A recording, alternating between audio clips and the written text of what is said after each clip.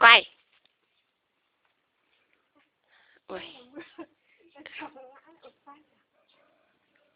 Ôi, Missy Dog đang trèo cậy. Ôi, tối quá. Tối lắm. Rồi.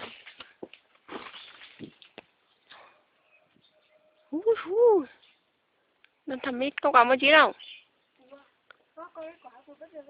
À, đây là quả mít nhà tôi. Mít gì mà sao cười te thế?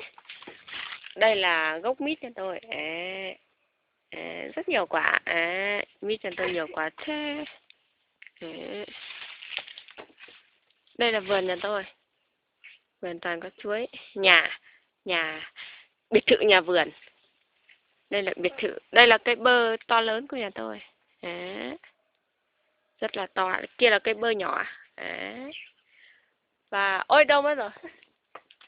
Ôi không nhìn thấy gì cả. Ai kia. Và đây là thủ lĩnh trèo bưởi. Trèo mít. Kia là cây. Ui nắng đây. Mùa hè nắng chang chang. Và đây là trời. Trời xanh mây trắng. Ê, bữa nay không có. Chán này. Chán đi. Quả tôi dùng cái gì ăn cho hết.